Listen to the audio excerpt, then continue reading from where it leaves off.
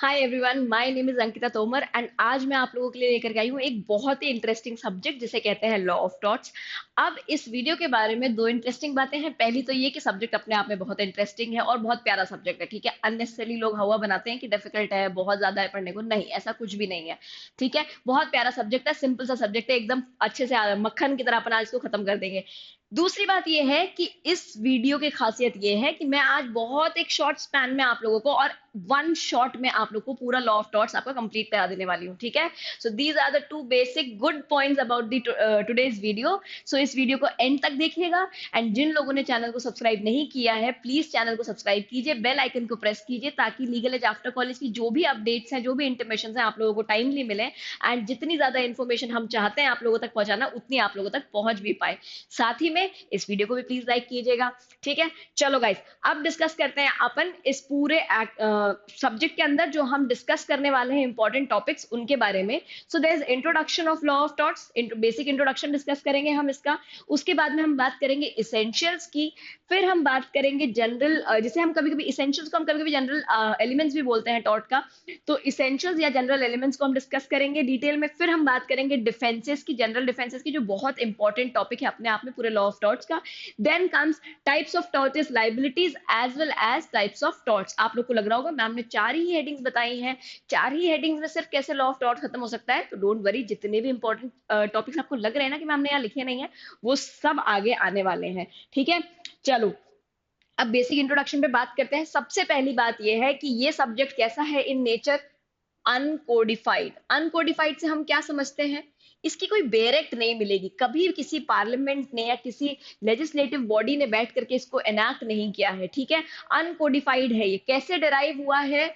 जजेस ने कोर्ट्स के अंदर जो प्रिंसिपल्स ऑफ इक्विटी जस्टिस लगाए या जो चीजों को आइडेंटिफाई किया एज ऑफेंसेस या एज रॉन्ग्स, उनके थ्रू ये उन केसेस के थ्रू आपका ये लॉ जो है इवॉल्व हुआ है। सो इट इज बेसिकली अ जज मेड लॉ। क्या कहेंगे हम इसको?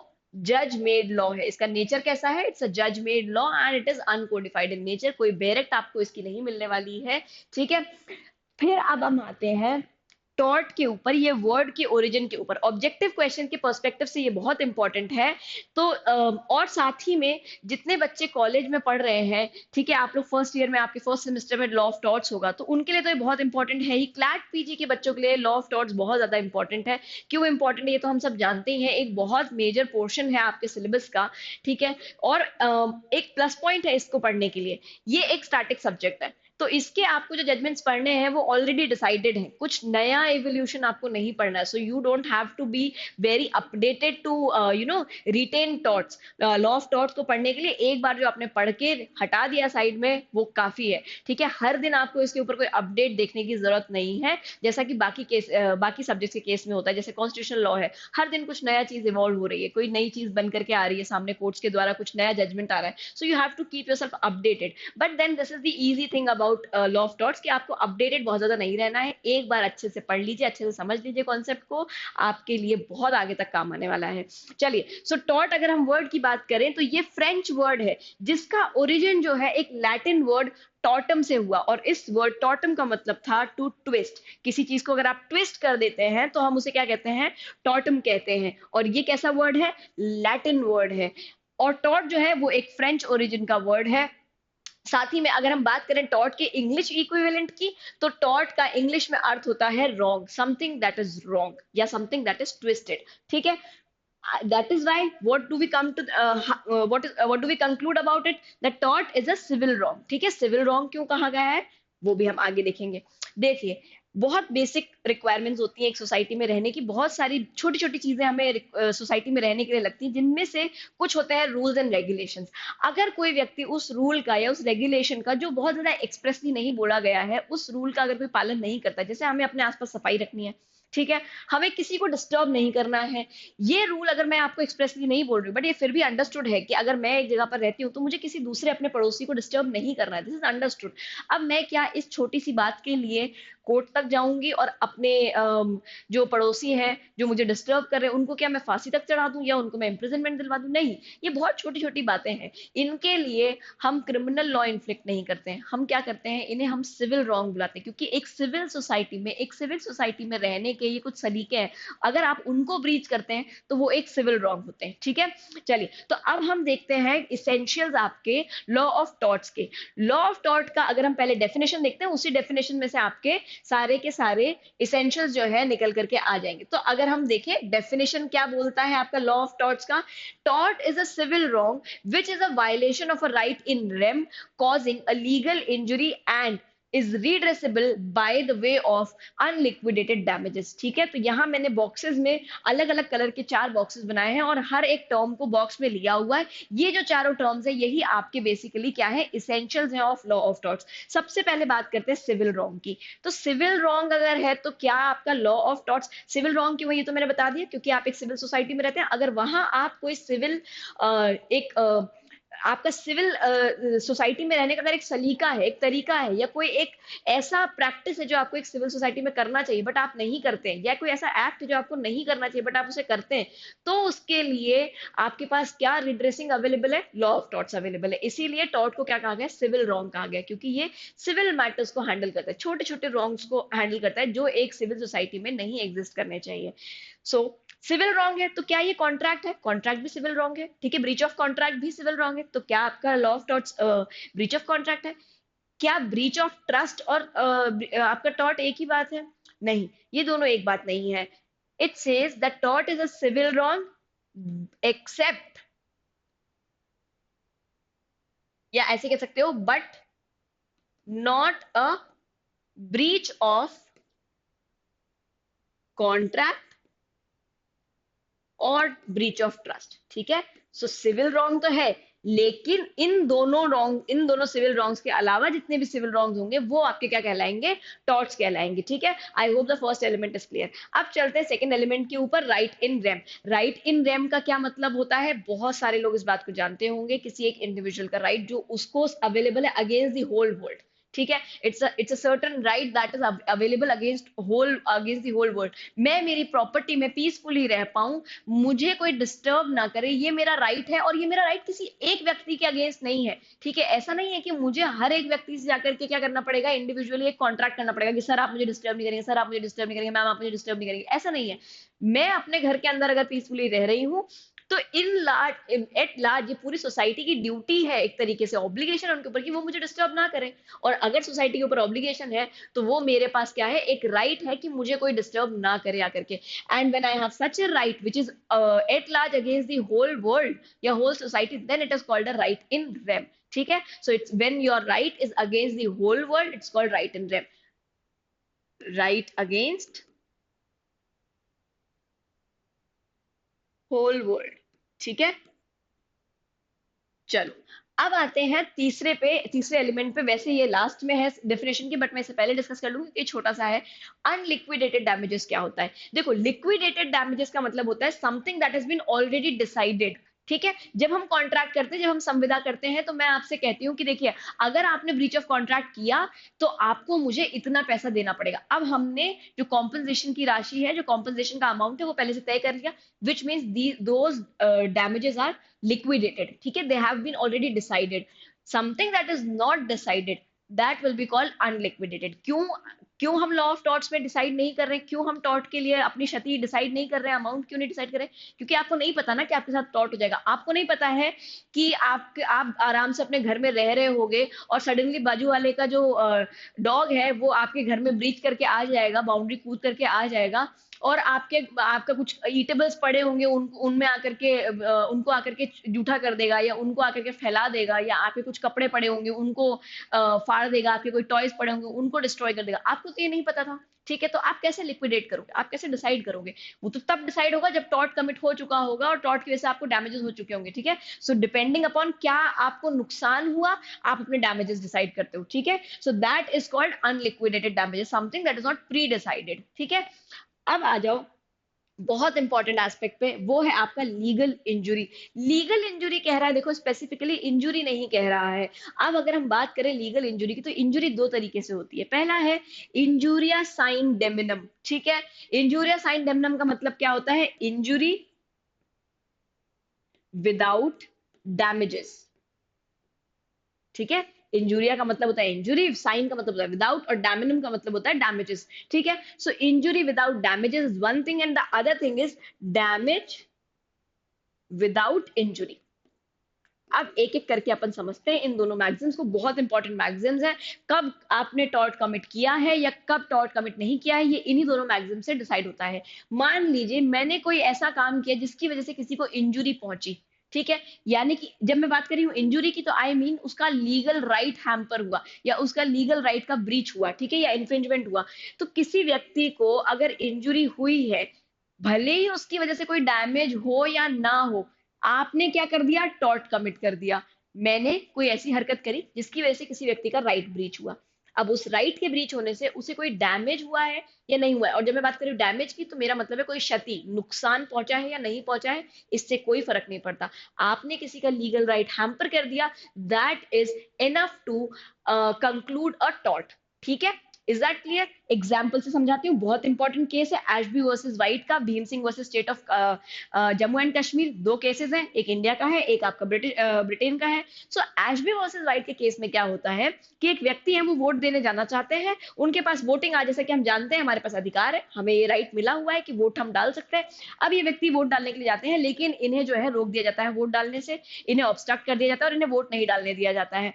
बाद में ये क्या करते हैं, केस लगा देते हैं उस व्यक्ति के खिलाफ जिसने उन्हें रोका होता है कि यार इन्होंने मुझे वोट नहीं डालने दिया, इन्होंने मेरे अगेंस्ट टॉर्ट कमिट किया है, इन्होंने मुझे इंजुरी कॉज करी है। अब इलेक्शन का रिजल्ट आता है, जिस कैंडिडेट को ये वोट डालना चाहते हैं, जिस कैंडिडेट के सपोर्टर होते हैं, वो कैंडिडेट जीत जाता है। तो सामने वाली पार्टी आर्ग्यू करती है, ये सामने वाली पार्टी जो है ये कंटेंशन रखती है कि सर देखिए इन्हें कोई डैमेज नहीं हुआ, जिस कैंडिडेट को ये वोट डालना चाहते थे वो कैंडिडेट तो जीत गया, एनीवे जीत गया, इनके एक वोट से कोई फर्क पड़ा नहीं। तो जब कोई डैमेज ही नहीं हुआ है सर, तो मेरी क्या गलती, मैंने कहा टॉर्ट कमिट किया। तो द कोर्ट सेड नहीं, डैमेज कॉज हुआ है या नहीं हुआ है ये डिसाइड नहीं करेगा कि टॉर्ट कमिट हुआ है कि नहीं हुआ है। ठीक है, इंजुरी हुई है वो काफी है। और इंजुरी कैसे हुई है कि आपने अगले का लीगल राइट उससे क्या किया, छीना। वोट डालना उसका अधिकार था, आपने उसको उसका अधिकार नहीं प्रैक्टिस करने दिया है, इंजुरी यहीं कमिट हो गई है। अब उस इंजुरी की वजह से कोई लॉस हुआ कि नहीं हुआ, कुछ पैसे का नुकसान हुआ नहीं हुआ, मुंह टूटा, सर टूटा, कोई फर्क नहीं पड़ता। ठीक है, हम नहीं देखते कि क्या डैमेजेस हुए, इंजुरी हुई, लीगल राइट किसी का ब्रीच हुआ, बात खत्म, आपने टॉर्ट कमिट कर दिया। ठीक है, सिमिलरली दूसरा जो एक आपका यहाँ पे मैक्सिम है, वो कहता है damnum sine injuria, which means damage without injury. अब जब हम बात करते हैं डैमेज विदाउट इंजुरी की, तो देखिए डैमेज का मतलब क्या है कि नुकसान हुआ, क्षति पहुंची, ठीक है, चाहे पैसे के रूप से पहुंची हो। तो कोई नुकसान हो गया आपको पैसे का, लेकिन आपको कोई लीगल राइट हैम्पर नहीं हुआ। ठीक है, जैसे कि एक एग्जांपल है यहाँ पर ग्लॉसेस्टर ग्रामर स्कूल का। ठीक है, ग्लॉसेस्टर ग्रामर स्कूल जो है बहुत फेमस केस है। इस पर्टिकुलर केस में क्या, इस केस के अंदर क्या होता है कि एक स्कूल होता है ग्लॉसेस्टर ग्रामर स्कूल, जहां जिस एरिया में ये स्कूल होता है उसी एरिया में एक नया स्कूल खुलता है, और उस नए स्कूल की फीस जो है वो थोड़ी कंपैरेटिवली कम होती है। तो जो लोग उस स्कूल में जाने लग जाते, जो स्कूल इस स्कूल में जा रहे होते हैं, वो अपने एडमिशन वहां शिफ्ट कर लेते हैं, और बहुत सारे सोसाइटी के मोहल्ले के जो बच्चे हैं, उस एरिया के बच्चे हैं, वो दूसरे स्कूल में जाने लग जाते हैं। तो ऑब्वियसली अगर आप मानो कि यहाँ पर साल के 2000 एडमिशन हो रहे थे, तो क्योंकि सामने एक और कंपीटिंग पार्टी आ गया, कंपीटिंग स्कूल आ गया, और वहां की फीस भी कम है, तो बच्चे लोगों ने अपने बच्चों को वहां भेजना शुरू कर दिया। तो यहाँ जो है 2000 की जगह आप मान के चलो कि 1500 या 1000 ही बच्चे आए, 1000 ही एनरोलमेंट हुए, 1000 ही एडमिशन हुए। अब इस व्यक्ति को क्षति पहुंची कैसे, पैसे के रूप से, बहुत मॉनेटरी डैमेज हुआ। क्यों मॉनेटरी डैमेज हुआ, एडमिशन नहीं आए भाई, है ना। कुछ लोग थे जिन्होंने एडमिशन रिवोक भी कर लिए, अपने विड्रॉ कर लिए। तो इन्होंने कहा कि सर इस स्कूल के आने से मुझे बहुत ज्यादा नुकसान पहुंचा, मुझे बहुत मॉनेटरी डैमेजेस हुए। तो कोर्ट ने इस बात पे कहा कि वी अग्री दैट आपको बहुत मॉनेटरी लॉसेस हुए, आपको पैसे का बहुत नुकसान हुआ है, बट सर आपका अकेले का लीगल राइट नहीं है स्कूल खोलने का। कोई भी व्यक्ति जो चाहे वो कुछ भी बिजनेस कर सकता है, कुछ भी ऑक्यूपेशन कर सकता है, अनलेस वो अगेंस्ट द पब्लिक पॉलिसी हो या अगेंस्ट द लॉ हो। तो इस व्यक्ति ने अगर स्कूल खोला है, तो इसने आपकी कोई लीगल राइट का ब्रीच नहीं किया, ये तो अपना खुद का राइट एंजॉय कर रहा है कोई भी ऑक्यूपेशन को प्रैक्टिस कर पाने का। ठीक है, सो इसीलिए आपको डैमेज भले ही पहुंचा हो, आपको कोई लीगल इंजुरी नहीं हुई है, आपकी किसी लीगल राइट का ब्रीच नहीं हुआ है, and therefore that school has not committed a tort and you will not get compensation under the law of torts. ठीक है, इज दैट क्लियर? चलो अब चलते हैं अपन आगे।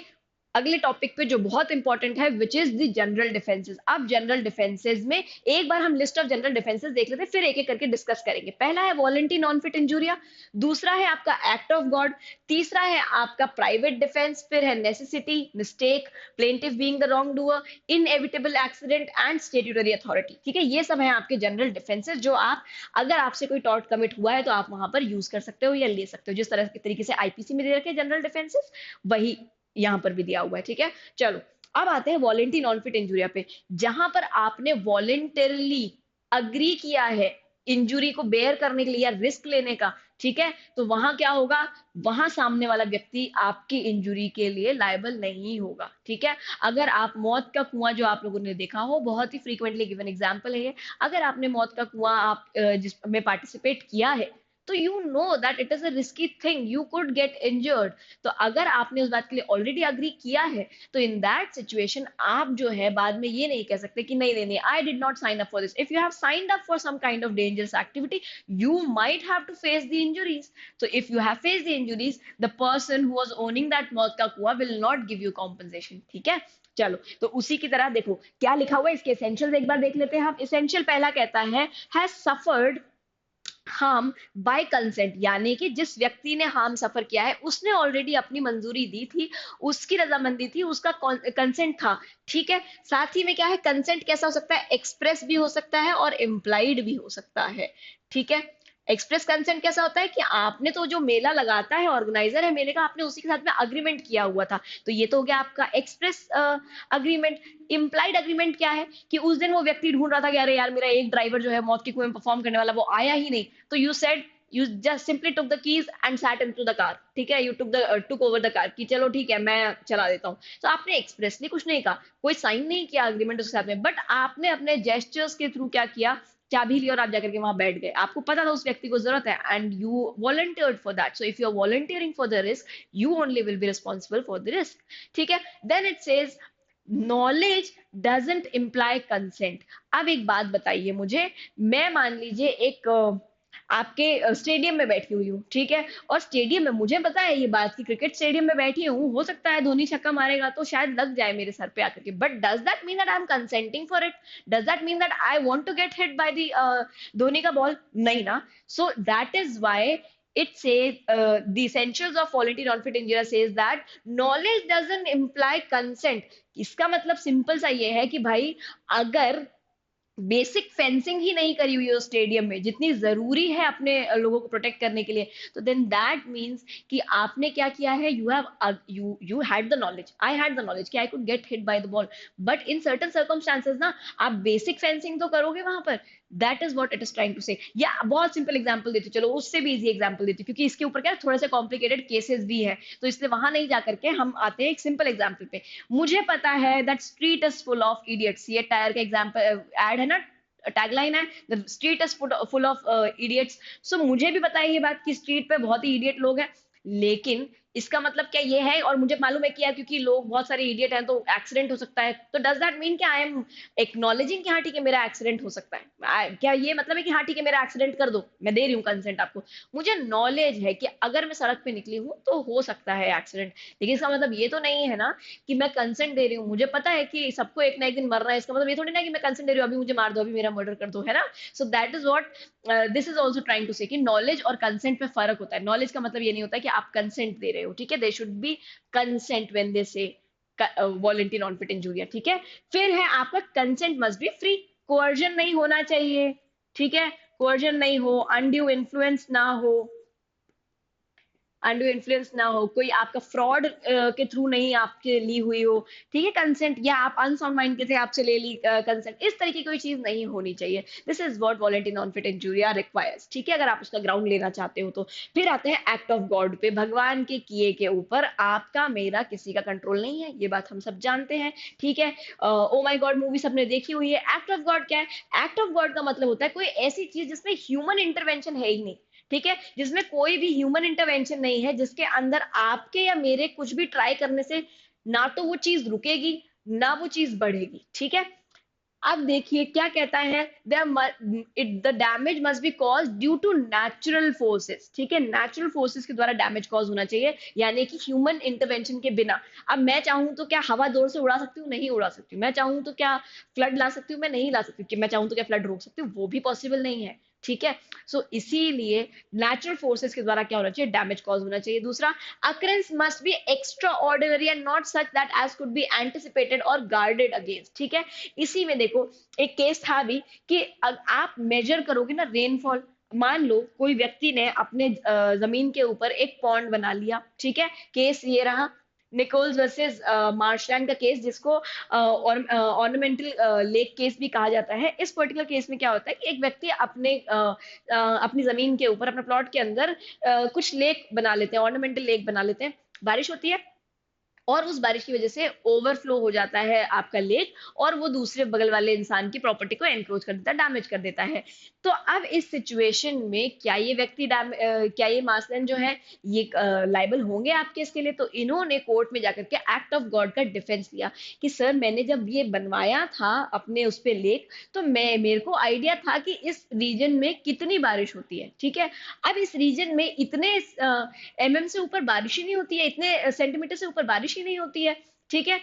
इस बार जो रेनफॉल था वो एक्सटेंसिवली ज्यादा था, and because this was extensively more, that is why I could not prevent the overflow of my lake, ठीक है। मेरा लेक जो है वो इस तरीके से डिजाइन है कि अगर थोड़ा बहुत 19-20 बारिश कम ज्यादा हुई होती तो मैनेज हो जाता, लेकिन सर इतना एक्स्ट्रा ऑर्डिनरी रेंज के लिए my leg was not ready, या my leg was not prepared design that way. तो इस सिचुएशन में कोर्ट ने उनका डिफेंस एक्सेप्ट कर लिया। क्यों? क्योंकि कोर्ट ने स्टडी किया कि एक्चुअली उस रीजन में कभी इस तरीके की बारिश पड़ी नहीं, एंड ये पहली बार ऐसा हुआ कि इतना एक्सटेंसिव, इतना भयंकर बारिश हुई वहां पर, इतना तूफान आया कि वो जो ऑर्नामेंटल लेक बनाया था वो उस पानी को होल्ड नहीं कर पाया, ठीक है। So this is what act of God says. अब आते हैं बाकी के सारे आपके डिफेंसेस के ऊपर, ठीक है। Private defence. अब प्राइवेट डिफेंस क्या है? हम लोग बहुत अच्छे से जानते हैं, ये बॉडी और प्रॉपर्टी दोनों के अगेंस्ट प्रैक्टिस किया जा सकता है, ठीक है। अगर आपकी प्रॉपर्टी पे कोई ट्रेसपास करने की कोशिश कर रहा है तो आप क्या कर सकते हो? आप अपना फेंस लगा सकते हो वहां पर, ठीक है। आप फेंसिंग लगा सकते हो। अब उस फेंसिंग से वो छिल गया, कट गया, भागने की कोशिश कर रहा था, वहीं लटक गया, लटक के जब लटका हुआ था जब, तो कुत्ता नीचे से आकर के काट गया उसको, तो क्या आप ये कह सकते हो कि इस व्यक्ति ने मेरे साथ टॉर्ट किया या इस व्यक्ति ने मुझे कोई डैमेज पहुंचा? नहीं कह सकते हो ऐसा। क्यों? आप किसी की प्रॉपर्टी में ट्रेसपास कर रहे थे, उसने तो सिर्फ अपना क्या किया, अपनी प्रॉपर्टी को डिफेंड किया है। सिमिलरली कोई आपके ऊपर आ रहा है गुस्से में, बहुत तेज आपकी तरफ दौड़ता हुआ आ रहा है, आप डर जाओगे ना यार। तो आपने डर के मारे क्या कर दिया, आपके बगल में आपको जो भी चीज दिखे आपने फेंक के मार दी उसके ऊपर, ठीक है। आपको दिखा कि एक बांस पड़ा हुआ था, आपने फेंका उठा के मार दिया उस व्यक्ति के ऊपर। अब उसका सर फूट गया, तो वो क्या कह सकता है कि मेरे अगेंस्ट टॉर्ट कमिट हुआ? नहीं हुआ भाई, उसने प्राइवेट डिफेंस में किया आपने। उसको एप्रहेंशन कॉज हुआ कि आप जितना तेज दौड़ के आ रहे हो उसकी तरफ, you will thrash that person, so that is why he just was trying to defend himself, ठीक है। कोई भी मार खाने के लिए तो नहीं बैठा है ना। फिर आते हैं नेसेसिटी के ऊपर। अब देखो नेसेसिटी का मतलब क्या है कि बहुत ही आवश्यकता थी, ठीक है। किसी का डॉग जो है वो, आपने देखा कि यार एक कुत्ता है वो किसी के बच्चे के पीछे लग गया है और उसको उसके पीछे दौड़े जा रहा है, तो आपके हाथ में ना कुछ भी, आपको समझ नहीं आया मैं क्या करूं यार, बस बगल में पत्थर पड़ा था, आपने सोचा उसको पत्थर मार के भगा दूंगा। आपने उसको पत्थर मारा, पत्थर जो है कुत्ते को ज्यादा तेज लग गया और कुत्ता वहीं पर मर गया, या उसको ऐसी इंजरी होगी जिसकी वजह से एक्सेस ब्लीडिंग की वजह से वो मर गया, ठीक है। सो क्या उस कुत्ते का जो मालिक है वो आकर के मुझे सू कर सकता है या आपको सू कर सकता है कि आपने यार कैसे मार दिया उस कुत्ते को, मेरे कुत्ते की जान ले ली आपने? नहीं कर सकता। Why? This was out of necessity, I had to protect the child, ठीक है। वो उस बच्चे को काट लेता, उस बच्चे को खा जाता, तो मैं प्रोटेक्ट तो करूंगी ना बच्चे को, चाहे किसी का भी बच्चा हो। That child does not necessarily have to be mine, ठीक है। तो ऐसा जरूरी नहीं कि नेसेसिटी के केस में सिर्फ आप खुद के लिए ही कर रहे हो, ठीक है। इन जनरल आप अगर किसी को प्रोटेक्ट करने के लिए कुछ करते हो या आउट ऑफ जनरल नेसेसिटी कुछ चीज करते हो, तो that could be taken as a general defence. फिर आते हैं मिस्टेक के ऊपर। मिस्टेक का मतलब क्या है कि गलती हुई और आपको भी नहीं पता था, मुझे भी नहीं पता था, हो गई गलती यार, ठीक है। So that is general defence, that is mistake. फिर आते हैं plaintiff being the wrong doer. अब कोई ऐसा काम था जिसमें प्लेंटिव ने केस तो लगा दिया आपके ऊपर, लेकिन प्लेंटिव की भी गलती थी, या प्लेंटिव ही खुद गलत थे एक तरीके से, ठीक है। मान लो आप कि प्लेंटिफ की क्या थी, आदत थी कि आपके जो बगान है उसके अंदर आपकी और उनकी बाउंड्री जुड़ी हुई है, और आपकी बाउंड्री में बहुत अच्छा एक फूलों का पेड़ है, वो रोज आते हैं, उसमें से फूल तोड़ के चोरी करके चले जाते हैं, ठीक है। सो आपको लगा कि यार यार रोज चोरी करने आते हैं, मैं एक काम करता हूँ, एक अच्छा वॉच डॉग रख लेता हूँ। आपने एक बढ़िया वॉच डॉग रख लिया, आए प्लेंटिफ आपके यहाँ पे चोरी करने के लिए, काट लिया आपके डॉग ने उसको, ठीक है, तो अब रेबीज के इंजेक्शन का खर्चा मांग रहे हैं आपसे, तो आप सिंपली मना कर सकते हो, भैया तुम खुद चोरी करने आए थे, now you want money from me, now you want कि मैं आपके ट्रीटमेंट के लिए पे करूं, मतलब चोर की दाढ़ी में तिनका, ये तो कोई बात ही नहीं हुई, ठीक है। सो अगर प्लेंटिफ खुद रॉन्ग डूअर है, तो इन दैट सिचुएशन आप जनरल डिफेंस इस बात का ले सकते हो कि माना मेरे तरफ से डैमेज हुआ इस इंसान को, ठीक है, लेकिन ये खुद रॉन्ग डूअर था, इसकी खुद की गलती थी। फिर आ जाओ इनएविटेबल एक्सीडेंट पे, ठीक है। इनएविटेबल एक्सीडेंट क्या चीज है? कोई इनएविटेबल का मतलब होता है जिसको बचाया ना जा सके, जो एविटेबल ना हो, ठीक है। तो inevitable accident is something like that only. और एक्सीडेंट है तो इसका मतलब इंटेंशनल नहीं है, ठीक है। सामने को गोली मार रही थी, मुझे दिख रहा था कि यार एक कबूतर है, ठीक है, उसको गोली मारती हूँ, उसका शिकार करने की कोशिश करती हूँ, मैंने कबूतर की तरफ गोली मारने की कोशिश करी, और सडनली ऐसा हुआ कि बीच में कोई और चीज का इंटरवेंशन आ गया, या आप मान लो कि किसी और इंसान का मुझे धक्का लग गया, ठीक है, या उसकी वजह से, या एक जो गोली थी वो डिफ्लेक्ट होकर के, वो पेड़ पे से डिफ्लेक्ट होकर के कहाँ गई, कबूतर को तो लगी, कबूतर के बाद में पेड़ से डिफ्लेक्ट हुई, और जाकर के बगल में कोई एक आदमी खड़ा था उसके भी लग गई।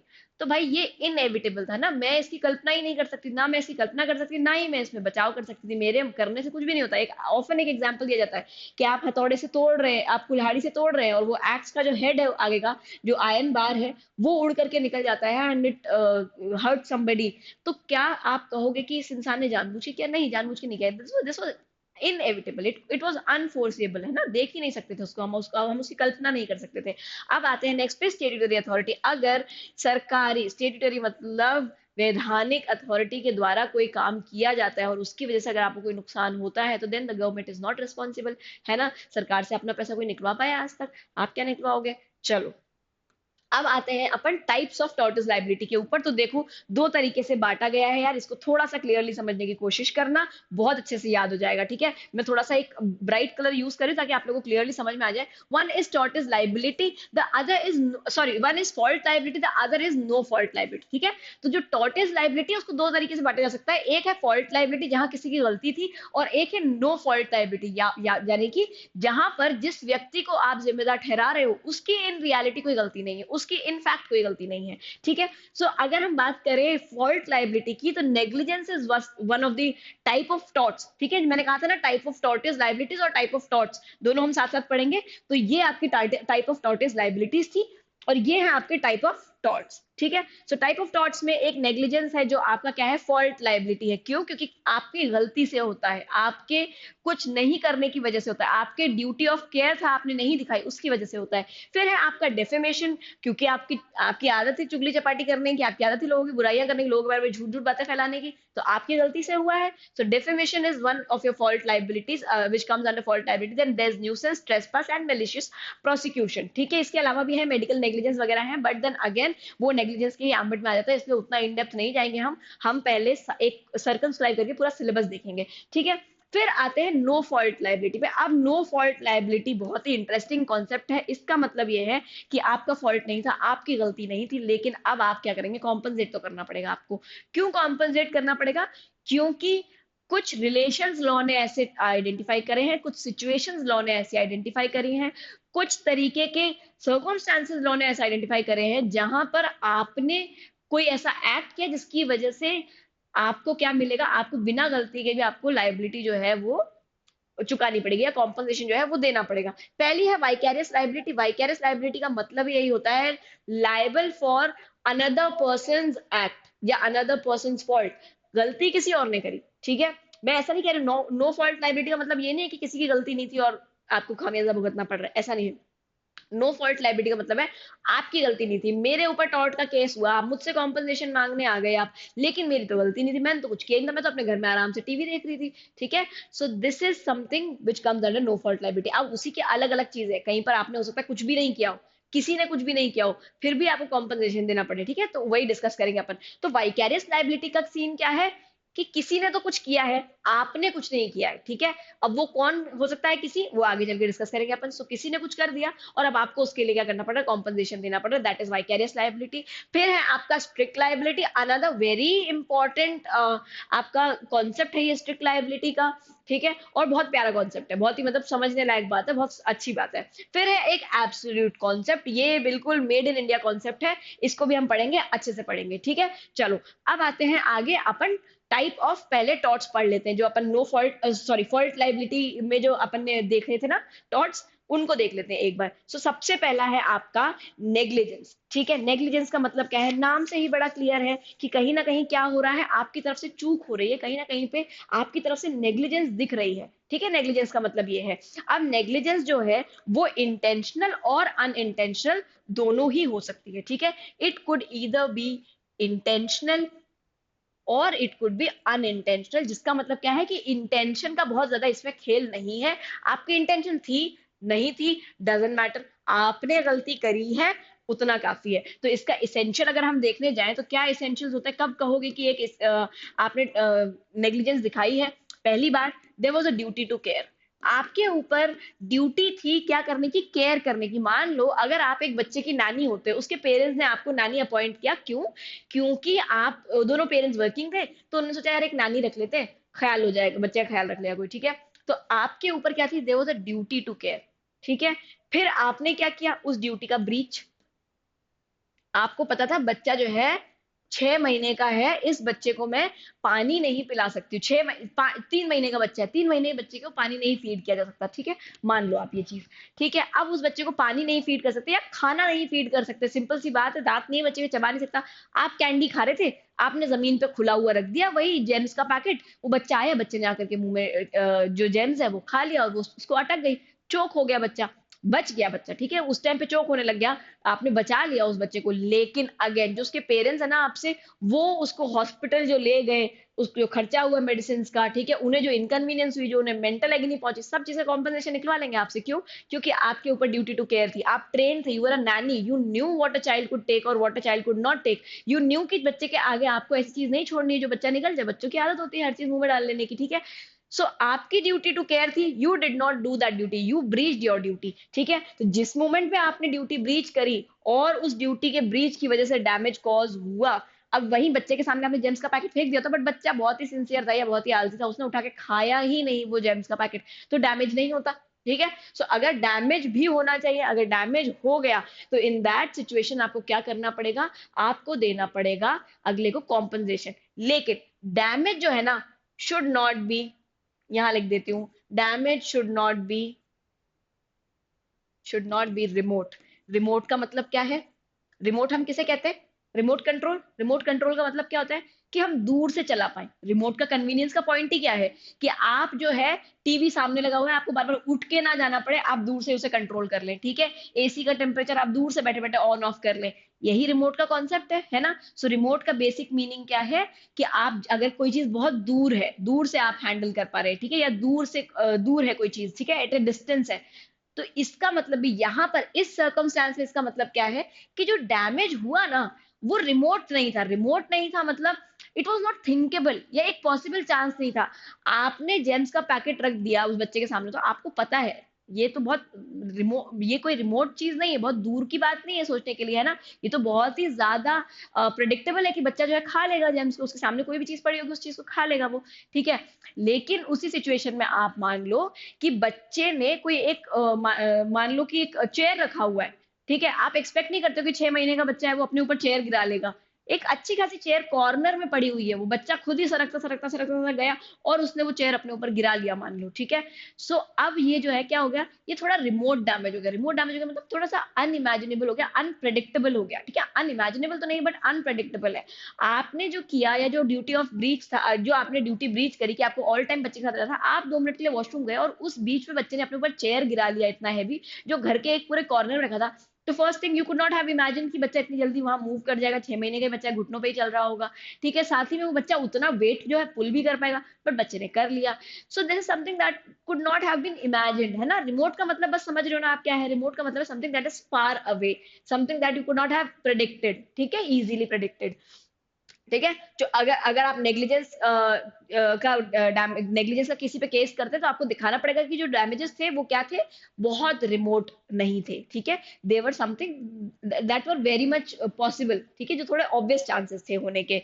अब जो है एक और इसी में कॉन्सेप्ट आता है कॉन्ट्रीब्यूटरी नेग्लिजेंस का। कॉन्ट्रीब्यूटरी नेग्लिजेंस का मतलब होता है कि प्लेंटिफ और डिफेंडेंट दोनों की मिली जुली गलती थी, ठीक है, किसी एक का कंप्लीट जो है मिस्टेक नहीं था, दोनों का थोड़ा थोड़ा सा कंट्रीब्यूशन था उस नेग्लिजेंस में। इन दैट सिचुएशन गलती माफ नहीं होती है, लेकिन जो डैमेजेस है या जो कॉम्पनसेशन मिलना है वो कंपैरेटिवली क्या हो जाता है, थोड़ा सेट ऑफ कर दिया जाता है कि भाई क्योंकि तुम्हारी भी गलती थी इसलिए तुम्हें पूरे 2000 का कॉम्पनसेशन नहीं मिलेगा, तुम्हें 1000 का ही मिलेगा, ऐसा टाइप की चीज, ठीक है। चलो अब आ जाओ डेफेमेशन पे। अब डेफेमेशन के अंदर आपके एक है बहुत ही इंपॉर्टेंट चीज, लिबल। सबसे पहले डेफेमेशन को दो तरीके से बांटा गया। इंग्लिश लॉ के अंदर डेफेमेशन दो तरीके से हैंडल किया जाता था, एक था लिबल और एक था स्लैंडर। इंग्लिश लॉ में ऐसा, हिंदी लॉ में मतलब आपके इंडियन लॉ में ऐसा नहीं होता है। इंडियन कोर्ट सिर्फ डेफेमेशन को रिकॉग्नाइज करते हैं अंडर आईपीसी सेक्शन 499, ठीक है। 499 और 500 के अंदर जो है आपका डेफेमेशन के साथ में डील किया गया है, वहीं पर उसके एक्सेप्शंस भी दिए हुए हैं 10। और लिबल और स्लैंडर को अलग अलग से रिकॉग्नाइज नहीं किया हुआ है। अब लिबल का मतलब क्या है, समथिंग दैट इज रिटन, जो रिटन है दैट इज लिबल। अब रिटन में जरूरी नहीं है कि सिर्फ शब्दों में लिखा हो, कोई पेंटिंग हो, ठीक है, कोई स्केच हो, कोई आपका क्या कहते हैं, कोई भी ऐसी चीज जो जिसको आप आंखों से कंसीव परसीव कर पा रहे हो, ठीक है, आंखों से आप देख पा रहे हो, ठीक है, दैट इज कॉल्ड। या स्मोक के थ्रू कोई अगर कोई ऐसी चीज प्रेजेंट कर दे तो वो सब क्या आ जाएगा, लिबल में आ जाएगा। स्लैंडर क्या है, वोकल, आपने किसी को गाली बक दी, दैट इज स्लैंडर, ठीक है। आपने किसी को कह दिया कि अरे यार तुम तो बहुत ही करप्ट आदमी हो, दैट इज स्लैंडर। क्यों? क्योंकि सिर्फ मुंह से निकला, मौखिक रूप से जो हुआ है ना, वो आपका क्या होता है, स्लैंडर होता है, मौखिक। और ये आपका कैसा है, लिखित, ठीक है। सो अगर इसको याद करना हो, देखो लेबल से याद कर लो, लेबल, ठीक है। लेबल पे कोई चीज होती है तो लेबल क्या होगा, हमेशा लेबल लिखित होगा, रिटर्न में ही होगा, या फिर ड्रॉन होगा, something would be drawn on the label. So that is label. And slander का तो मतलब नाम से ही लगता है कि something that has been said, ठीक है। चलो अब आते हैं अपन इसके भी इसेंशियल्स के ऊपर, या इसके जो टर्म्स हैं। देखो डेफिनेशन जो है ना वो मोस्टली क्या होगा, आपका इंटेंशनल ही होगा। अगर इन अनइंटेंशनल है तो आपको क्या मिल जाएगा, उसके अंदर एक्सेप्शन मिल जाएगा। अब डेफिमेशन की अगर हम इसेंशियल्स की बात करें तो पहली चीज जो है, जो स्टेटमेंट आपने दिया है, मान लो मैं कहती हूँ कि किसी व्यक्ति ने कोई स्कैम किया, ठीक है, मैं कहती हूँ कि सहारा के मालिक ने स्कैम किया, ठीक है, फ्रॉड आदमी था, तो क्या ये डेफिमेशन है उस व्यक्ति का? ये उस व्यक्ति का डेफिमेशन नहीं, क्योंकि दिस इज अ फैक्ट, ठीक है, ये सच है, ये सत्य है, तो it will not conclude a defamation. क्यों? क्योंकि I was telling a truth. तो अगर आप सच कह रहे हो, सो बेसिकली क्या होना चाहिए, टू कंक्लूड अ डेफिमेशन, जो स्टेटमेंट दिया है वो फॉल्स होना चाहिए, ठीक है, फॉल्स स्टेटमेंट होना चाहिए, और आपको पता होना चाहिए कि जो आप कह रहे हो वो फॉल्स है। फिर उसके बाद में आता है it refers to a plaintiff. Clearly जो है रेफरेंस किसकी तरफ होना चाहिए, प्लेंटिफ की तरफ होना चाहिए, रेफरेंस टू प्लेंटिफ, ठीक है। मैं मान लो अब मैंने सुब्रत रॉय को बोला कि फ्रॉड है, सारा के मालिक फ्रॉड थे, ये है वो है, डेफेमेशन का सूट कोई और फाइल करने आ गया, कर सकता है? नहीं कर सकता। किसकी तरफ, प्लेंटिफ की तरफ रेफरेंस होना चाहिए, प्लेंटिफ केस फाइल करेगा, ठीक है। फिर है पब्लिश्ड, पब्लिश हो जानी चाहिए। मैंने जो बात बोली, ऐसा नहीं है कि मैंने ना मन में ये बात बोल ली, सोच ली और हो गया काम, ठीक है, या मैं बैठी हुई थी और मैं बैठे बैठे मैंने एक न्यूज आर्टिकल पढ़ा, मतलब क्या फ्रॉड आदमी है यार, ठीक है, this is not publication. Publication मतलब मैंने इस बात को इस तरीके से बोला या ऐसे प्लेटफॉर्म पे बोला जहां से वो बात ज्यादा लोगों को कम्युनिकेट हो गई, ठीक है, जिसकी वजह से उन लोगों के दिमाग में उस बंदे की क्रेडिबिलिटी क्या हुई, खराब हुई, या उस बंदे को मानसिक उत्पीड़न हुआ, मानसिक टॉर्चर हुआ कि अरे यार इसने तो मेरा ना सारा कॉन्फिडेंस ही खराब कर दिया। उस इंसान का कॉन्फिडेंस भी खराब नहीं हो रहा है, ठीक है, और वो इंसान को कोई मतलब उसकी क्रेडिबिलिटी भी खराब नहीं हो रही है मेरे कुछ कहने से, क्योंकि ऑलरेडी मार्केट में क्रेडिबिलिटी खराब है। तो इसी तब फिर क्या होगा, आपका डेफेमेशन का ऑफेंस जो है कमिट नहीं होगा, ठीक है। अब इसके जस्टिफिकेशंस क्या है, या अगर आपके ऊपर कोई डेफेमेशन का सूट फाइल करता है तो आप क्या डिफेंसेस दे सकते हो कि भाई देखो, पहली बात मैंने जो स्टेटमेंट दिया वो क्या है, जस्टिफिकेशन ऑफ ट्रुथ है, what ever I said was true. दूसरा, आपने फेयर एंड बोनाफाइड कमेंट दिया था पब्लिक इंटरेस्ट में, ठीक है। जैसे कि मान लो मैं कोई मूवी देख करके आई और मैंने कहा यार आदि पुरुष तो क्या छपरी मूवी बनाई है, the makers cannot sue me. Why they cannot sue me? Because that was in fact a छपरी मूवी। तो मैंने एक तो जस्टिफिकेशन और ट्रूथ भी दिया, दूसरी बात यह है कि मैंने एक बोनाफाइड कमेंट दिया, ठीक है। क्रिएटिव काम है, पब्लिक प्लेटफॉर्म्स पे अवेलेबल है, पब्लिक के लिए अवेलेबल है, so that the public can either appreciate और क्रिटिसाइज इट, ठीक है। So then that will be what, that would be a fair and bona fide comment in the public interest, और इसके लिए मुझे डिफेमेशन को आप सू नहीं कर सकते हो। फिर है, या फिर आप एब्सोल्यूट या फिर क्वालिफाइड प्रिविलेज अगर प्रैक्टिस कर रहे हो, ठीक है, एब्सोल्यूट प्रिविलेज, पार्लियामेंट्री प्रिविलेज वगैरह अगर आप जो है एंजॉय कर रहे हो, तो इन दैट सिचुएशन या एक्सरसाइज करो, इन दैट सिचुएशन आपके ऊपर डेफेमेशन का सूट नहीं लगेगा। अगर मैं कोर्ट में काउंसिल डिफेंस की एडवोकेट हूँ, ठीक है, तो मैं प्रोसिक्यूशन या मैं प्रोसिक्यूशन की एडवोकेट हूँ, तो मैं कह रही हूँ कि भाई ये जो डिफेंड ये खड़ा है ना बंदा, ये अक्यूज जो खड़ा हुआ है, ये तो बिल्कुल चोर आदमी है, ठीक है। वो मुझ पर डेफेमेशन का केस नहीं लगाएगा। मैं क्या कर रही हूँ, मेरे पास प्रिविलेज है, मैं कोर्ट में अपने क्लाइंट को डिफेंड कर रही हूँ, और आपके अगेंस्ट एक प्रोसिक्यूशन मोशन में लेकर के आई हूँ, आपके अगेंस्ट चार्जेस जो है सेट करना चाहती हूँ, तो then I will not be guilty of, I am just doing my duty, so I wouldn't be guilty of defamation, ठीक है। चलो अब चलते हैं आगे अपन अगले कॉन्सेप्ट पे, जो है न्यूसेंस। अब देखना न्यूसेंस जो है ना, मोस्टली देखो, एक तो पहले देख लेते हैं पब्लिक तरीके का होता है और एक आता है प्राइवेट न्यूसेंस, ठीक है। पब्लिक न्यूसेंस क्या है, आपने कुछ ऐसा करा है जिससे एक पब्लिक एट लार्ज को डिस्टर्बेंस हो रहा है या दिक्कत हो रही है, ठीक है। फिर एक प्राइवेट न्यूसेंस, एक किसी पर्टिकुलर पर्सन को प्रॉब्लम हो रही है उससे। मेरे पड़ोस में एक घर है, जिस घर के अंदर एक आम का पेड़ लगा हुआ है बहुत बड़ा सा, और वो जब जब आंधी आती है, उस आम के पेड़ से मेरी टेलीफोन लाइन, या मेरे, अब तो टेलीफोन लाइन नहीं होती, तो मेरे वाईफाई का जो वायर है वो डिस्टर्ब हो जाता है, टूट जाता है, मेरा वाईफाई का कनेक्शन चला जाता है, या मेरे घर की इलेक्ट्रिसिटी चली जाती है बार बार उसकी वजह से, ठीक है।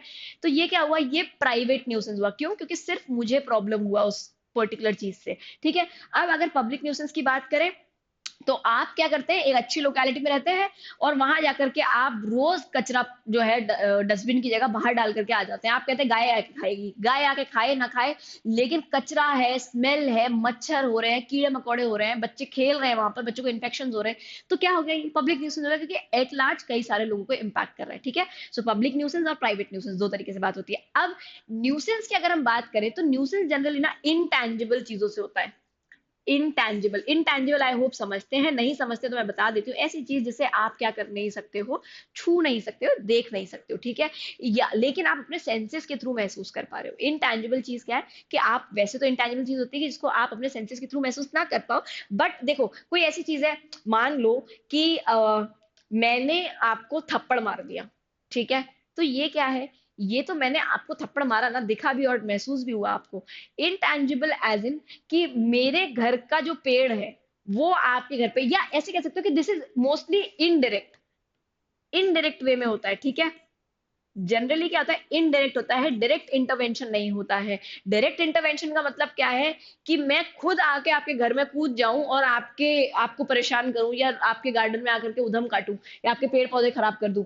इनडायरेक्ट क्या है, कि आपके गार्डन के अंदर का एक पेड़ है जो मेरे गार्डन के एक पेड़ की ग्रोथ रोक रहा है, ठीक है, या उसकी जो पत्तियां हैं वो मेरे गार्डन में गिरती है, तो मेरा गार्डन या मेरा पॉच रोज गंदा हो जाता है, ठीक है। So that is what indirect intervention. जब भी इनडायरेक्ट इंटरवेंशन होगा, तो हम उसे न्यूसेंस कहेंगे। और दूसरी बात यह है कि न्यूसेंस जो है ना, वो हमेशा किसी व्यक्ति को अपनी प्रॉपर्टी को एंजॉय करने से रोकता है, ठीक है। न्यूसेंस का मतलब क्या होता है, किसी व्यक्ति को उसकी प्रॉपर्टी एंजॉय करने से क्या करना, रोकना।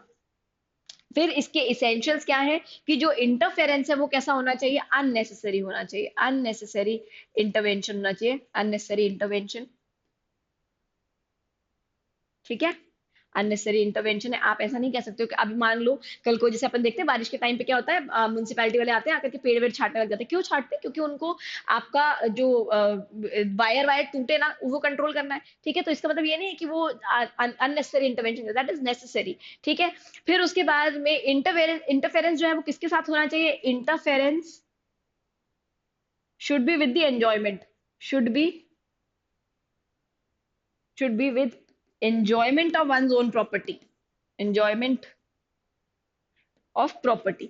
फिर है आपका थर्ड चीज, कि डैमेज कॉज होना चाहिए उससे, ठीक है। और डैमेज का मतलब क्या है, कि डैमेज एज इन कोई कॉम्पनसेटरी डैमेज नहीं, पैसे के टर्म्स में डैमेज नहीं, लेकिन नुकसान, कोई परेशानी होनी चाहिए आपको कुल मिला करके। ठीक है, चलो अब चलते हैं नेक्स्ट पे, जो है आपका ट्रेसपास और है एक आपका मेलिशियस प्रोसिक्यूशन। ठीक है, पहले मेलिशियस प्रोसिक्यूशन डिस्कस कर लेते हैं, थोड़ा छोटा सा टॉपिक है। मेलिशियस प्रोसिक्यूशन का मतलब होता है कि जब आप किसी के अगेंस्ट प्रोसिक्यूशन जो है वो मोशन में ला दें, एक लीगल प्रोसीडिंग मोशन में ला दें, ठीक है, और उसकी वजह से क्या हो जाए, उस इंसान को नुकसान हो जाए। ठीक है, तो इन दैट सिचुएशन उसकी इमेज खराब हो जाए, उसकी क्रेडिबिलिटी मार्केट में क्वेश्चनेबल हो जाए, ठीक है, उसके चरित्र के ऊपर सवाल हो जाए, देन दैट इज कॉल्ड, आपके प्रोसिक्यूशन की वजह से, आपके एक केस फाइल कर देने की वजह से, आप सिर्फ आपने केस फाइल कर दिया, आपने सिर्फ एफआईआर दर्ज करा दी, बाद में आपको पता चला कि अरे नहीं, इसकी गलती नहीं थी, आपने विड्रॉ कर लिया, तो that is not malicious prosecution. Malicious prosecution मतलब जो प्रोसिक्यूशन का पूरा प्रोसेस है वो मोशन में आ जाए। ठीक है, इसके एसेंशियल्स क्या क्या है, देखो सबसे पहले तो when prosecution is set in motion against an individual without a good cause और मेलिशियसली और फॉर एन इनअप्रोप्रिएट रीजन। ठीक है, और क्योंकि मेलिशियस प्रोसिक्यूशन है तो इंटेंशन जरूरी है, मैलिस ऑलरेडी है इसके अंदर। ठीक है, so there is an element of malice, intention तो ऑलरेडी है, अनअप्रोप्रिएट रीजन या without any reason you have set prosecution against the person. ठीक है, इसेंशियल्स क्या क्या हो जाएंगे कि प्रोसिक्यूशन जो है दैट शुड कमेंस, दूसरी बात यह है कि मैलिस उसके अंदर होना चाहिए, तीसरी बात यह है कि कन्विक्शन नहीं होना चाहिए। मैंने आपके अगेंस्ट मैलिशियस प्रोसिक्यूशन सेट कर दिया, ठीक है, लेकिन अब आप क्या हो गए, आप कन्विक्ट हो गए। ठीक है, मैंने कहा कि यार फलाने ने चोरी किया था, या उसने, मैंने उसको देखा वो उसको परेशान करने गया था, ठीक है, वो उसको लड़की को छेड़ रहा था, पता चला आपने एक्चुअली छेड़ा, सीसीटीवी फुटेज मिल गया, अब आप कन्विक्ट हो गए, तो आप मुझ पे मेलिशियस प्रोसिक्यूशन का केस नहीं लगा पाएंगे, because my doubts were reasonable and you in fact were guilty of eve teasing. But अगर आप वहां होते ही नहीं, ठीक है, मेरे को सिर्फ आपसे कोई आपसी रंजिश थी, मुझे आपसे कोई प्रॉब्लम थी और इसकी वजह से मैंने आपको झूठा केस कर दिया आपके ऊपर, ठीक है, पुलिस को झूठी कंप्लेन कर दी, तो देन और आप अक्विट हो गए, तो आपका अक्विटल जो है ना वो बहुत जरूरी है। अगर आप अक्विट नहीं हुए तो इन दैट सिचुएशन कोर्ट क्या मान लेगा कि मेरा जो स्टेटमेंट था, भले ही मैंने झूठ कहा हो, मैंने देखा भी नहीं था, मैंने सोचा फंसा दो इसको, बाद में पता चला कि अरे ये तो सच में गिल्टी यही था। ठीक है, कई बार ऐसा होता है ना कि आपने अंधेरे में तीर मार दिया, वो लग जाता है, आपने किसी भी रीजन से मारा हो अंधेरे में तीर, लेकिन वो लग गया जाकर के, मैंने रंजिश में मारा था, बट वो तीर सही लग गया, आपने ही लड़की को छेड़ा था, आप ही टीजिंग कर रहे थे, पुलिस पकड़ के ले जाएगी और आप मेलिशियस प्रोसिक्यूशन का केस भी नहीं लगा पाएंगे, फिर मेरे इंटेंशन का क्वेश्चन है ही नहीं, मैंने क्या इंटेंट किया, वो सब गया कचरे में। ठीक है, आपने ऑफेंस कमिट किया था, आप कन्विक्ट हो गए, बात खत्म, मेलिशियस प्रोसिक्यूशन का अब आप केस फाइल ही नहीं कर सकते। अब आते हैं ट्रेसपास के ऊपर। ट्रेसपास जो है दो चीजों का हो सकता है, या तो प्रॉपर्टी का, आप मेरे मकान की बाउंड्री में कूद गए आकर के, ठीक है, क्या करने के लिए, आम तोड़ने के लिए, ट्रेसपास कर दिया आपने प्रॉपर्टी का। बॉडी का ट्रेसपास कैसे होता है, मेरी बॉडी के ऊपर आप हाथ लगाएंगे नहीं लगाएंगे ये मेरी चॉइस है, ठीक है, लेकिन आपने क्या किया, असॉल्ट, बैटरी या फॉल्स इम्प्रिजनमेंट। असॉल्ट का मतलब क्या होता है, किसी के ऊपर बहुत तेज गुस्सा करना, क्रोध करना, इस तरीके से पेश आना कि उसे लगे कि आप उसको हार्म पहुंचा देंगे, दैट इज असॉल्ट। ठीक है, बैटरी क्या है, इन फैक्ट उसके ऊपर क्रिमिनल फोर्स यूज कर देना या फोर्स यूज कर देना। ठीक है, अब फोर्स यूज करने का अर्थ ये नहीं कि आपने चाटा मार दिया तो ही फोर्स यूज हुआ, ठीक है, आपने अपना कुत्ता उसके ऊपर छोड़ दिया, that is also use of force. Criminal force का डेफिनेशन पढ़ना जाकर के आईपीसी में, बहुत प्यारा, इतना कंप्लीट डेफिनेशन है ना वो, कि आपको समझ आ जाएगा कि क्या क्या चीज क्रिमिनल फोर्स को बनाती है। ठीक है, सो अगर बैटरी इज लगभग सिमिलर टू क्रिमिनल फोर्स। ठीक है, सो बैटरी का मतलब क्या है कि आपने अगर किसी को मार दिया, ठीक है, मैं अगर आपको ये हाथ दिखा रही हूँ, this is assault, the moment my hand touches your cheek it will be battery. ठीक है, समझ में आ गया, लेकिन जो बात हुई है ना कि एक्चुअल टच होना चाहिए, वो एक्चुअल टच जरूरी नहीं मेरे ही हाथ का हो सकता है मैं आपको कुछ फेंक के मार दूं, ये मैंने आपको ये पेन फेंक करके मार दिया, आपको ये पेन लग गया, the moment the pen touches you और your body, I have committed a battery. ठीक है, and when I am just posing to hit at you, this is assault. अभी यहाँ तक असॉल्ट हुआ, ठीक है, अब मैं झुंझला के बिल्कुल, मैंने कहा यार मैं मुंह तोड़ दूंगी तुम लोगों का, ये वो करके, ठीक है, सो आप इसका स्क्रीनशॉट लो, जाकर के अथॉरिटीज को दिखाओ कि यार मैम, जो अंकिता मैम असॉल्ट कमिट कर रही है, ठीक है, दैट विल बी असॉल्ट। मैंने मार ही दिया आपके ऊपर पेन, ठीक है, और आपका यहाँ पर सर सूज गया, तो आप अपना सर लेकर के जाओ, कहो मैम ने बैटरी कमिट कर दिया सर। ठीक है, तो कोई आपसे ये नहीं कहेगा कि मैम ने तुम्हें डायरेक्टली टच नहीं किया है। ठीक है, किसी भी चीज से टच किया हो, आपको डायरेक्टली चोट लगी है, ठीक है, आपको एक्चुअल फिजिकल आपके बॉडी पर किस फोर्स का इंप्रेशन दिख रहा है, तो that is battery. False imprisonment क्या है, बिना किसी वजह के आपको जबरदस्ती एक जगह पर रोक के रख लिया, अगर मैंने आपको एक कमरे के अंदर लॉक करके रख लिया, दिस इज फॉल्स इम्प्रिजनमेंट। ठीक है, अब फॉल्स इम्प्रिजनमेंट जो है उसके अंदर इंटेंशन को चेक करा जा सकता है। हो सकता है मैंने 2 लोगों को भागते हुए देखा, एक ने चोरी करी थी कि मैंने लोगों को चिल्लाते हुए देखा, चोर चोर चोर चोर चोर, ठीक है। हो सकता है आप भी चोर के पीछे भाग रहे थे, मैंने आप ही को धर लिया और आपको दरवाजे के अंदर बंद कर दिया, कहा पुलिस को बुलाता हूँ मैं, ठीक है। अब आप मुझसे कह रहे हो लेकिन मैं मानने को तैयार नहीं हूँ, क्योंकि आप बिलीव थोड़ी ना करोगे कि यार ये बंदा सच कह रहा होगा। मैं आपको छोड़ने के लिए तैयार नहीं हूँ। आप अपना एग्जाम देने के लिए भागने जा रहे थे या इनफैक्ट, ठीक है, और वो बंदा चोरी करके भाग रहा था, मैंने आप ही को धर लिया, अब आपका एग्जाम छूट गया। तो क्या आप मुझे कह सकते हो कि यार मैम ने जो है फॉल्स इम्प्रिजनमेंट किया, मुझे कॉम्पनसेशन दो? नहीं, क्योंकि मेरा इंटेंशन खराब नहीं था, ठीक है। चलो, अब आ जाओ अपन नो फॉल्ट लाइबिलिटी के ऊपर। आज का लास्ट टॉपिक है वाइकेरियस लाइबिलिटी, स्टेट्यूटरी, आपका स्ट्रिक्ट लाइबिलिटी और एब्सोल्यूट लाइबिलिटी। वाइकेरियस लाइबिलिटी का मतलब होता है बिना अपनी खुद की गलती के क्या करना पड़े, कॉम्पनसेशन देना पड़ जाए, ठीक है। तो अगर आप ऐसी सिचुएशन में पड़ोगे तो आपका कोई ना कोई इन 3 में से रिलेशन रहा होगा पक्का गलती करने वाले के साथ में। या तो आप उसके प्रिंसिपल थे, या आप उसके पार्टनर थे, या आप उसके मास्टर थे, ठीक है। तो अगर आप किसी व्यक्ति के प्रिंसिपल, पार्टनर या मास्टर थे तो इनकी गलतियों के लिए आपको क्या करना पड़ सकता है, भरपाई करनी पड़ सकती है, कॉम्पनसेशन देना पड़ सकता है। क्यों? क्योंकि कोर्स ऑफ एम्प्लॉयमेंट था, ठीक है। आप जो है अगले के ऊपर एक तरीके से कंट्रोल रखते थे, you had certain kind of power over the other person but you did not practise it properly, that is why this person has committed something wrong and hence you will be liable because you have not used your control और supervision in a proper way, ठीक है। तो ये मान लिया जाता है कि इसलिए आपकी लाइबिलिटी अराइज होती है, प्रोवाइडेड कोर्स ऑफ एम्प्लॉयमेंट में उसने कोई गलती करी हो, रॉन्गफुल एक्ट किया हो, या फिर किसी करेक्ट एक्ट को रॉन्गफुल मोड से किया हो, ठीक है। रॉन्गफुल एक्ट क्या है कि मैंने आपने लेकर के क्या किया, गाड़ी बहुत तेज आप ड्राइव कर रहे थे, ठीक है, या गाड़ी को आप बहुत उल्टा सीधा ड्राइव कर रहे थे, ठीक है, जानबूझ के लोगों को डरा रहे थे, तो ये एक्ट ही रॉन्गफुल है। आप जानबूझ के लोगों को जा जाके डरा रहे हो, रॉन्गफुल एक्ट है। लेकिन एक क्या था कि आप रॉन्गफुल एक्ट नहीं कर रहे थे, आप अपने मालिक तक ही पहुंच रहे थे, आपने आपके मालिक को फोन कर भैया जल्दी आ जाए यार, इमरजेंसी हॉस्पिटल जाना है। तो आप एक्ट करेक्ट कर रहे थे, आप हॉस्पिटल पहुंचाने के लिए जा रहे थे उसके घर पे गाड़ी लेकर के, लेकिन आप गाड़ी बहुत ओवर स्पीडिंग करके जा रहे थे, ठीक है। आपको जो 50 की लिमिट होनी चाहिए, आप जो है 150 पे चला रहे थे, तो बस बात खत्म। आपने करेक्ट चीज को रॉन्गफुल तरीके से किया, ठीक है। चलो, अब आ जाओ, और इन ऑल दी सिचुएशंस ये व्यक्ति कौन होंगे, ये लायबल होंगे, ये लायबल माने जाएंगे इनकी गलतियों के लिए, ठीक है। डीप पॉकेट कॉन्सेप्ट भी एक सुना ही होगा हम लोगों ने कि जिसकी जेब ज्यादा गहरी, जिसकी जेब ज्यादा बड़ी, वो देगा पैसा, ठीक है। अब आते हैं स्ट्रिक्ट लाइबिलिटी के ऊपर। Strict liability Rylands versus Fletcher का बहुत ही अच्छा केस है, बहुत ही फेमस केस है, जिस केस में से ये आपकी लाइबिलिटी जो है अराइज हुई थी। इस पर्टिकुलर केस में क्या हुआ था कि रायलैंड और फ्लेचर जो अड़ोसी पड़ोसी थे, एक की जमीन पे माइंस, एक की माइंस थी और एक ने मिल्स लगाई थी जिसके लिए उन्हें पानी की जरूरत थी, तो उन्होंने रिजर्वायर क्रिएट किया, रिजर्वायर कंस्ट्रक्ट करवाया, और उन्होंने एक इंडिपेंडेंट कॉन्ट्रैक्टर से, इंडिपेंडेंट कॉन्ट्रैक्टर ने रिजर्वायर तो बना दिया, लेकिन ये नहीं चेक किया कि उस जमीन के नीचे पहले से कोई शाफ्ट थे, पहले कोई स्ट्रक्चर बना हुआ था जिसके शाफ्ट थे, और शाफ्ट जो थे वो वॉइड्स थे, तो उन्होंने उसको फिल करे बिना, मान लो आपके खाली चैम्बर जैसे बने हुए हैं, उन चैम्बर्स को फिल किए बिना रिजर्वायर बना दिया। रिजर्वायर का पानी जो है रिस्क करके चैम्बर से, उन चैम्बर्स के थ्रू, उन शाफ्ट के थ्रू कहाँ चला गया, दूसरे व्यक्ति की माइंस पे चला गया, पड़ोसी की माइंस पे चला गया। तो पड़ोसी ने कर दिया करके केस, रायलैंड थे पड़ोसी, पड़ोसी ने केस कर दिया कि सर मेरे को नुकसान हो गया बहुत ज्यादा पैसे को, आप मुझे पैसे दिलवाओ। तो रायलैंड, फ्लेचर ने कहा कि सर मैंने तो इंडिपेंडेंट कॉन्ट्रैक्टर से कराया, मेरी गलती नहीं है। तो कोर्ट ने कहा नहीं, अगर आप कोई डेंजरस चीज अपनी जमीन पर लेकर के आते हो और उस जमीन का अननेचुरल यूज कर रहे हो, है ना, रिजर्वायर क्रिएट करना नेचुरल यूज तो नहीं, आप अननेचुरल यूज कर रहे हो, और वो चीज, ये जो डेंजरस चीज आप लेकर के आए हो, वो एस्केप कर जाए, तो इन दैट सिचुएशन आप लायबल होगे। आपकी गलती थी या नहीं थी अलग बात है, ठीक है। सिर्फ आप डिफेंस क्या ले सकते हो कि प्लेंटिफ की खुद की गलती थी, ठीक है। प्लेंटिफ ने क्या किया था, प्लेंटिफ ही कुछ तो भी कंस्ट्रक्शन कर रहा था जिसकी वजह से बार बार मेरा जो रिजर्वायर था उसमें क्रैक आ जा रहा था, ठीक है। प्लेंटिफ की गलती थी तो अलग बात है, या फिर एक्ट ऑफ गॉड हुआ, बारिश इतनी भारी हुई, है ना, या फिर अर्थक्वेक आ गया, फिर इसकी वजह से शाफ्ट के अंदर चला गया, मैंने तो बढ़िया कंस्ट्रक्शन कराया था, लेकिन अर्थक्वेक आ गया, इसकी वजह से चला गया पानी शाफ्ट्स में और वहां से प्लेंटिफ की माइंस में।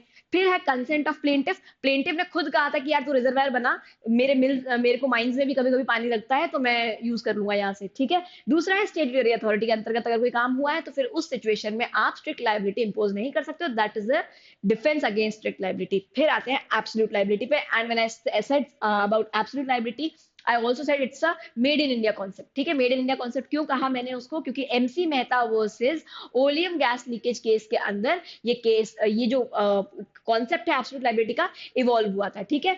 अब ओलियम गैस केस क्या था, एक फर्टिलाइजर मेकिंग कंपनी थी, केमिकल और फर्टिलाइजर मेकिंग कंपनी थी दिल्ली में, ठीक है, जिसके अंदर गैस लीकेज हो जाता है, ओलियम गैस जो है लीक हो जाती है, उसकी वजह से बहुत लोगों को क्षति पहुंचती है, बहुत लोगों को नुकसान होता है। तो इन दैट सिचुएशन उसमें के कोर्ट जो है एक बात अपहेल्ड करता है कि अगर कोई एंटरप्राइज है, ठीक है, एंटरप्राइज के ऊपर है, इंसान के ऊपर नहीं है, एंटरप्राइज है जो किसी हजार्डस चीज के साथ में या इनहेरेंटली डेंजरस चीज से डील करे, इनहेरेंटली डेंजरस मतलब वो चीज अपने नेचर में ही डेंजरस है, उसको कुछ और करने की जरूरत नहीं पड़ेगी आपको, वो है ही dangerous in its own nature, ठीक है, इनहेरेंटली डेंजरस चीज का आप डील कर रहे हो, और वो चीज भले एस्केप हो या ना हो, अगर उस चीज से किसी को डैमेज होता है तो भैया आपकी एब्सोल्यूट लाइबिलिटी, यहाँ कोई एक्सेप्शन नहीं है, नो एक्सेप्शंस अलाउड, ठीक है, no exceptions will be taken और प्लीडेड, ठीक है, बस क्या होना चाहिए, एंटरप्राइज होनी चाहिए, हजार्डस चीज के साथ आप डील कर रहे होने चाहिए, एस्केप हुआ उस चीज का या नहीं हुआ,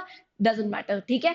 अब हम इस नतीजे पे क्यों पहुंचे, क्योंकि MC Mehta versus oleum gas leakage वाले केस के पहले हमने यूनियन कार्बाइड झेल चुका था, जिसे भोपाल गैस ट्रेजेडी भी कहा जाता है, ठीक है, उसमें यूनियन कार्बाइड के प्लांट में से प्लांट में कुछ फॉल्ट आ जाता है, जिसकी वजह से आपका जो गैस है वहां पर वो लीक होती है और बहुत लोगों की मृत्यु होती है, ठीक है, पूरा Bhopal at the verge of destruction था, खत्म हो गया था लगभग, ठीक है, people were evacuated from the city, और बहुत नुकसान हुआ, ठीक है, वो one of the most discussed और बहुत एक मेजर केस स्टडी है आपके मैनमेड डिजास्टर्स की। तो वो एक डिजास्टर जो है ना, उसने हमें ये बात समझाई कि हमें कोई ना कोई ऐसी लाइबिलिटी इंपोज करने की जरूरत है इन एंटरप्राइजेस के ऊपर जो इन डेंजरस चीजों के साथ डील कर रही है, ताकि वो कोई गलती ही ना करें। उन्हें क्या पता था कि उनको ऑलरेडी आइडिया था कि अगर हम कोई नेग्लिजेंस ऐसे नहीं दिखाते हैं कि यार हमने कोई ऐसी प्रॉपर नेग्लिजेंस नहीं करी है, तो ये लोग हमें ऑलरेडी माफ कर देंगे, और वो बच भी गए।